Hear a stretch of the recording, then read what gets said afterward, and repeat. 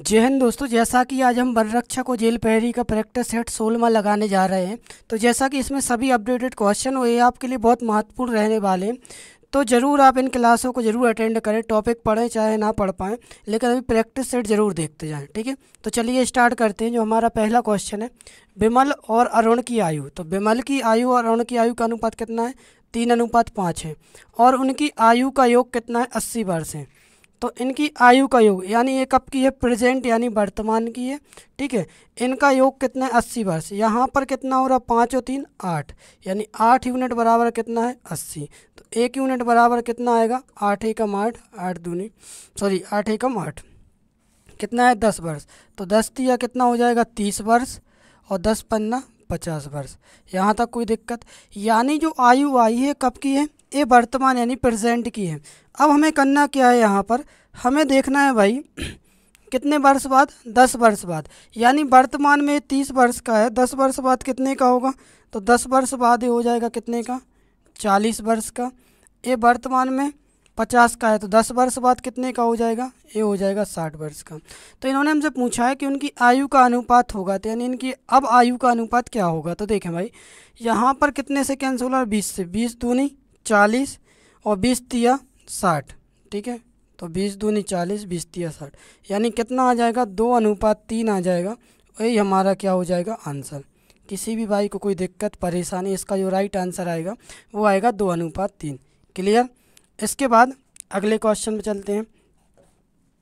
अगला क्वेश्चन ये रहा आपके सामने, एक वर्ग का क्षेत्रफल। इस क्वेश्चन की डिमांड आई थी कि सर इसे दोबारा करा दीजिए। तो देखो भाई, ये हमने परसों कराया था। वैसे एक वर्ग का क्षेत्रफल 30.25 वर्ग सेंटीमीटर है। इसका परिमाप सेंटीमीटर में ज्ञात करें। तो हमें इसका परिमाप बताना है। ठीक है, तो हम क्या करेंगे? यहाँ पर एक वर्ग का क्षेत्रफल, तो अगर आपको पता हो वर्ग कैसा होता है, इस टाइप से होता है। इसकी चारों भुजाएं कैसी होती हैं? समान होती हैं। क्लियर? अब हमें क्या करना है? इसका जो क्षेत्रफल है कितना है? 30.25 वर्ग सेंटीमीटर। और हमें जब इसका निकालते हैं क्षेत्रफल, तो क्या करते हैं? हम सीधा सीधा यहाँ पर करेंगे कि भुजा का वर्ग यानी ए स्क्वायर। तो ए स्क्वायर बराबर रख देंगे हम 30.25 को। ठीक है, 30.25 रखा तो वर्ग घटेगा, क्या लग जाएगी? करनी, यानी करनी लगी तो कितना आ गया? 30.25। अब देखिए स्क्वायर आता है तो ठीक है, नहीं आता तो हम बेसिक मेथड से निकालेंगे। बाकी आप इतने एडवांस लेवल पे तो स्क्वायर आपको आना चाहिए। और 30-25 कितने का स्क्वायर? 30-25 है मेरे भाई 55 का स्क्वायर। तो कितना बाहर आ जाएगा? तो यहाँ से 55 बाहर आ जाएगा। ठीक है, और आपको पता है जब स्क्वायर में या करनी के अंदर 2 के पहले पॉइंट हो तो स्क्वायर हो तो 1 के पहले बचता है। ठीक है, यानी कितना आ गया? 5.5। यानी हमारी एक भुजा कितने की आई? 5.5 की। अब हमें निकालना है परिमाप। तो परिमाप क्या होता है? परिमाप होता है चारों भुजाओं का योग, यानी चारों तरफ का। तो 5.5 ए भी होगी, 5.5 ए और ए, यानी कितनी भुजाएं? 4 भुजाएं। तो 5.5 का 4 में गुणा करो तो 5 के 20, यानी 4 पंचे 20, बचा 2, 4 पंचे 20 और 2 22। 1 के पहले पॉइंट है, पॉइंट लगा दो, आंसर हमारा आ जाएगा 22। किसी को कोई दिक्कत? इसका जो राइट आंसर आएगा मेरे भाई कितना आएगा? 22। तो समझ में आया। इसके बाद अगले क्वेश्चन में चलते हैं। 1 मिनट रुकना ज़रा भाई, फालतू मैसेज ना करो यार, अभी पढ़ लो, इसमें फ़ायदे में रहोगे ना। टाइम वेस्ट मत करो बिल्कुल भी। ये रहा हमारा अगला क्वेश्चन। ठीक है, तो अगला क्वेश्चन है, सरला और संजीव की वर्तमान आयु क्रमशः 5:7 है। 5 वर्ष बाद उनकी आयु का अनुपात क्रमशः 3:4 हो जाएगा। तो इस समय संजीव की वर्तमान आयु क्या होगी? क्लियर? तो हमें संजीव की कैसी बतानी है? वर्तमान आयु बतानी है, क्या होगी? तो देखें भाई, यहाँ पर हम क्या करेंगे? यहाँ पर देखेंगे कि 1 मिनट, तो सरला और संजीव ठीक है, दिख रहा ना इससे पतले पेन से, ठीक है, कोई दिक्कत नहीं। तो सरला और संजीव की वर्तमान आयु का अनुपात कितना है? 5:7 है। 5 वर्ष बाद उनकी आयु का अनुपात क्रमशः कितना हो जाएगा? तो 5 वर्ष बाद उनकी आयु का अनुपात कितना हो जाएगा? 3:4 हो जाएगा। ठीक है, अब हम यहाँ पर देखेंगे 5 वर्ष बाद, तो ठीक है भाई साहब, यहाँ पर अनुपात तो कम हो रहा। ठीक है, तो जब ऐसी कंडीशन बने अनुपात कम हो रहा, कितने वर्ष बाद हो रहा है ऐसा? ऐसा हो रहा 5 वर्ष बाद। ठीक है, कितने की कमी आ रही? 5 और 3, 2 की कमी, यहाँ पर 3 की। तो जब भी ऐसा हमें लगे तो हम क्या करेंगे? इनका अंतर देखो कितना है, 1, इनका अंतर कितना है, 2। तो 1 का अंतर ऊपर करोगे कोई मतलब ही नहीं है, नीचे करोगे गुणा कितने का? 2 का। तो नीचे वाले फ्रैक्शन में 2 तिया 6, 2 चौके 8। इतना क्लियर? यानी हमें क्लियर पता चल जाएगा, हमारा क्लियर अनुपात आ जाएगा। कितना आ रहा? 6:8। तो यहाँ पे 5 था, कितना हो रहा? 6। यहाँ पर 7 था, कितना हो रहा? 8। कितने वर्षों में हो रहा? तो 1 यूनिट बराबर कितने वर्ष बढ़ रहे हैं? तो 1 यूनिट बराबर कितना है? तो 1 यूनिट बराबर है 5 वर्ष। क्लियर? ये हमें पता चल गया। हमें निकालना किसका है? तो संजीव की आयु कितने वर्ष है, यानी वर्तमान की निकालनी। तो 1 यूनिट की वैल्यू 5 आई, तो 5 यूनिट की वैल्यू 5 25। ये सरला की आयु हो जाएगी 5 7 35। एक इसकी आयु हो जाएगी, तो ये हो जाएगी संजीव की। ठीक है, अब उन्होंने पूछा है तो इस समय संजीव की आयु कितनी है? तो संजीव की वर्तमान आयु कितनी है? 35। ऑप्शन नहीं है ना इसमें। तो इस समय संजीव की आयु कितने वर्ष है? तो देखें भाई, इसमें ऑप्शन नहीं है, वैसे इसका जो राइट आंसर आएगा संजीव का, तो संजीव की वर्तमान आयु है 35 वर्ष। ठीक है, क्यों है? अगर सरला की पूछी जाए तो 25 है, लेकिन अगर ये बोली जाए कि 10 वर्ष बचता है, सॉरी 5 वर्ष बाद आयु क्या होगी, तो 5 वर्ष बाद संजीव की होगी 40। तो फिर उस हिसाब से आंसर ये आएगा, लेकिन फिलहाल हमसे पूछा नहीं गया तो हम ये नहीं लगा सकते। ठीक है, इसका जो राइट आंसर आएगा कितना आएगा? 35 वर्ष। इसके बाद अगले क्वेश्चन पे चलते हैं। ये रहा आपके सामने कि एक कक्षा में 25 छात्रों का अनुपात 50 किलोग्राम है। यदि उसमें कक्षा के अध्यापक का भार भी शामिल कर लिया जाए तो औसत भार में 1 किलोग्राम की वृद्धि हो जाती है। तदनुसार अध्यापक का भार कितना है? ठीक है, तो हमें बताना है कि अध्यापक का भार कितना है। क्लियर?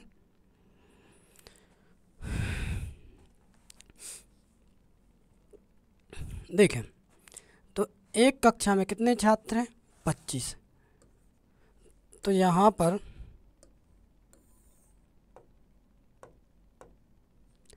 तो 25 छात्रों का या 25 स्टूडेंट का औसत कितना है? 50।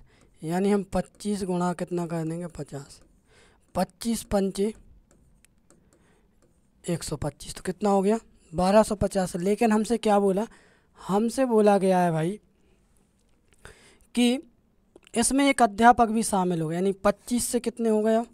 26 लोग हो गए, यानी एक अध्यापक बढ़ गए। और जो औसत था, औसत में कितने की वृद्धि हो गई? 1 की वृद्धि, यानी 50 था, 1 की वृद्धि हो गई, कितना हो गया? 51। ठीक है, तो जब हम 26 का 51 में गुणा करेंगे या 51 का 6 में गुणा करेंगे तो देखें, 5 छक्का 30, 1 छक्का 6, यानी 306। कितना बचा? 30। 51 दूनी 102, 102 और 30 कितना होगा? 132। 132 हुआ। तो हमें यहाँ पर देखना है कि वृद्धि कितने की हो रही है। तो यहाँ पर वृद्धि हो रही है मेरे भाई 50 में और जोड़ेंगे तो कितना हो जाएगा? 1300। यानी कितने का अंतर आ रहा है यहाँ पर? 76 का अंतर आ रहा है।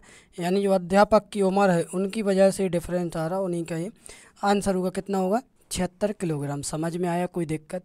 यानी इसका जो राइट आंसर आएगा 76 किलोग्राम। भाई अब कुछ लोगों को शिकायत है कि सर इतना फास्ट क्यों पढ़ा रहे हैं, तो आप भी समझते हो कि फास्ट पढ़ाना यहाँ पर ज़रूरी है, क्योंकि आपके प्रैक्टिस सेट चल रहा है, वो प्रैक्टिस सेट में स्पीड है, ऑप्शन से क्वेश्चन का आंसर आना चाहिए।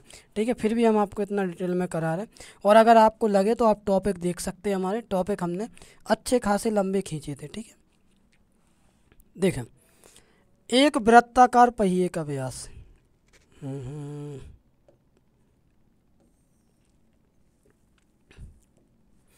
तो एक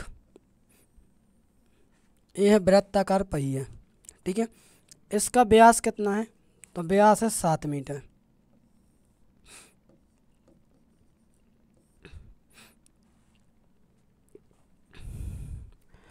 व्यास कितना है, 7 मीटर।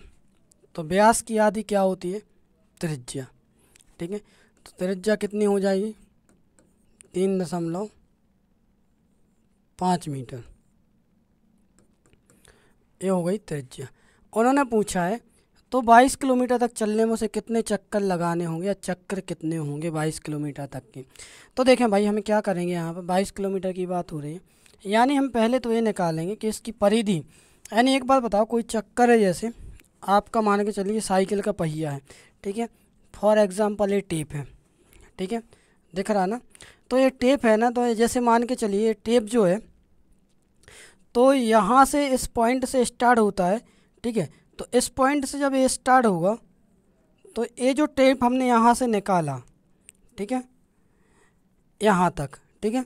तो यानी ये टेप का जो राउंड आया है, ठीक है, यानी इसकी क्या हो गई, दूरी तय कर ली, ठीक है।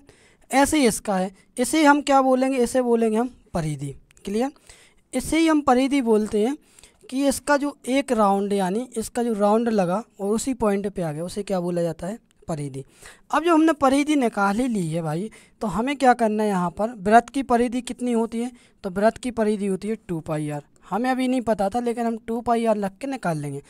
2 यानी 2, पाई यानी 22/7, r यानी 3.5। क्लियर। पॉइंट हटाएंगे 0 लग जाएगा, ठीक है। 5 से कैंसिल करेंगे, 5 दूनी 10, 5 7 35, 7 से 7 कैंसिल होगा, 22 दूनी कितना आएगा, 44। 44 आया, 2 से कैंसिल होगा, कितना बचेगा, तो 1 मिनट, यहाँ पर एक कैंसिल नहीं होगा, क्योंकि 22 दूनी कितना आया, 44। यानी जो वृत्त की परिधि है वो कितनी आ गई, तो वृत्त की परिधि आई भाई साहब 22 दूनी, 1 मिनट, 2 से कैंसिल होगा 44, तो कोई एक बार फिर से करा दे रहा है ऐसे। देखें, तो वृत्त की परिधि कितनी होती है, 2πr, 2 का मान 2, पाई का मान 22/7, r कितना है 3.5, ठीक है। पॉइंट हटाएंगे 0 लग जाएगा, 5 से कैंसिल करेंगे, 5 7 35, 5 दूनी 10, 7 से 7 कैंसिल होगा भाई, 2 से 1 कैंसिल होगा, 2 1 कम 2 11, 11 दूनी 22। यानी कि एक चक्कर में कितने मीटर तय करती है, तो एक चक्कर में करती है मेरे भाई 22 मीटर। क्लियर।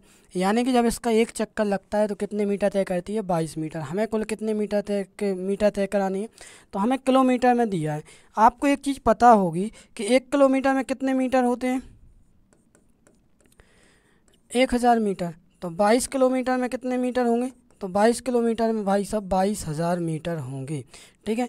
तो 22,000 मीटर तय करने में, और 1 मीटर का चक्कर मतलब एक चक्कर हमारा 22 मीटर का लगता है, तो 22 से कम 22, यानी कितने हो जाएंगे, 1000 चक्कर लगेंगे, यानी 1000 चक्कर, ठीक है। इसका जो राइट आंसर आएगा वो कितना आएगा, 1000 चक्कर। कोई दिक्कत परेशानी, इसका जो राइट आंसर आएगा वो लगेगा 1000 चक्कर लगेंगे। क्लियर, समझ में आया।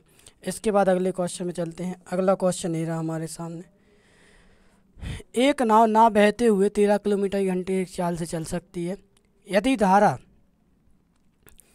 की गति या धारा गति 4 किलोमीटर प्रति घंटा है, तो 68 किलोमीटर अनुप्रस्थ बहाव के अनुकूल चलने में नाव को कितना समय लगेगा।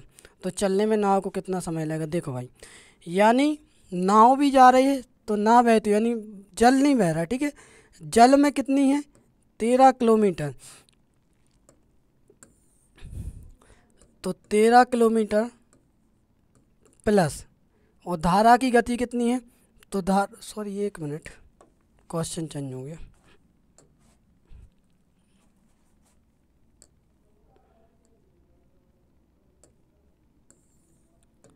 देखें, मतलब एक नाव जा रही है, ठीक है। नाव जाने के बाद उसमें उन्होंने बोला कि 13 किलोमीटर प्रति घंटे की चाल से चलती है, ठीक है।